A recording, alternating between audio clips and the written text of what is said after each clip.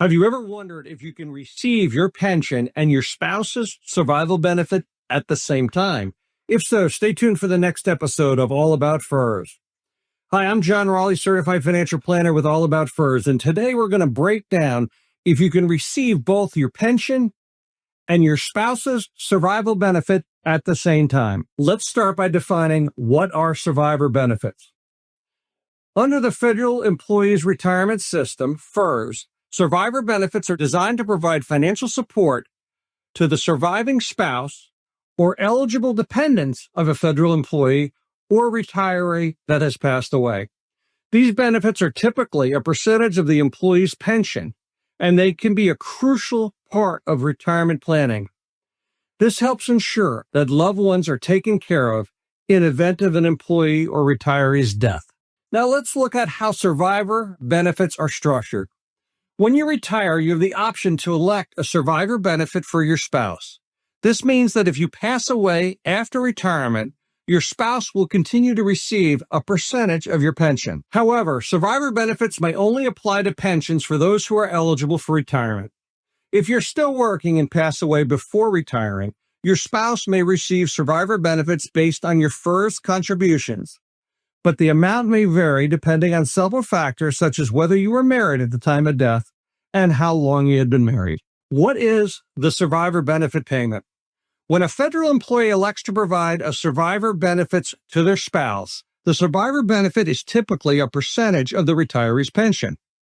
The most common survivor benefits are 50% survivor.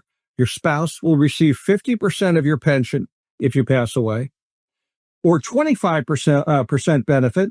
This is reduced benefit where your spouse receives 25% of your pension. Now, if you do not select survivor benefits during your retirement, or if your spouse does not survive you, there are no survivor benefits to be paid. Now, you may have heard the term double dipping. So let's go ahead and review double dipping. And is receiving both considered double dipping? The simple answer is no. It's not considered double dipping. The term double dipping typically refers to someone receiving two separate benefits for the same purpose or service. In this case, of federal pensions and survivor benefits, there are two distinct benefits. The pension is based on an employee's own service, while the survivor benefit is designed to ensure that a surviving spouse is supported after the employee's death. By design, both of these benefit types are meant to coexist without affecting each other. You're entitled to both, and they are not considered overlapping in such a way that would constitute double dipping. Now, this may lead to the question, can I receive both my pension and my spouse's survival benefit? And the answer to this question is yes, most cases. You can receive both your pension and your spouse's survival benefits.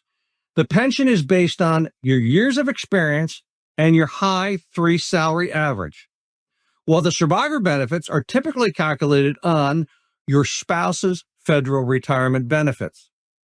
Here's how it typically works. First, your pension. As a federal employee, you earn a pension through your service under FERS system. This pension is paid to you for the rest of your life, provided you met eligibility requirements. Second, survivor benefits, if you elected, provide a survivor benefit to your spouse, and they pass away, you may receive a portion of their pension as a survivor benefit. This benefit is designed to help support you after their death. In short, receiving both is not considered double dipping because the pension and survivor benefits are separate and distinct from each other. The pension you receive is your earned benefit based on your own service, and the survivor benefits are separate and a separate entitlement based on your spouse's service. What are some important considerations? While receiving both benefits are allowed, it's important to consider the following. First, survivor benefit reduction. If you elect survivor benefits, your pension may be reduced by a certain percentage. The amount of the reduction depends on the level of survivor benefits you selected. For instance, if you chose a 50% survivor benefit, your pension will be reduced by a percentage of your monthly payment. Second, how about the impact on taxes? Both your pension and your survivor benefit that you will receive will be subject to federal income taxes. Be sure to account for this when planning your retirement finances. 3, a rigid election process. The decision to elect survivor benefits for your spouse must be made at the time of retirement.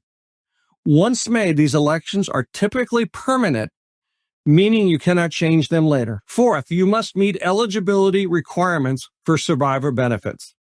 You must meet certain eligibility requirement benefits for survivor benefits to be paid, such as being married for at least 1 year before your spouse's death. In conclusion, receiving both your pension and your spouse's survivor benefits is allowed under the FERS system. It is not considered double dipping.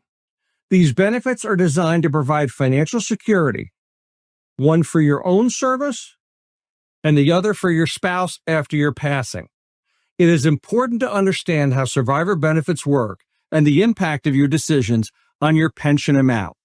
But rest assured, these two types of benefits are separate entitlements and can coexist without an issue. I hope this clears up some confusion about your pension, survivor benefits, and the fear of double dipping. Thanks for stopping by All About FERS, and until next time, happy planning.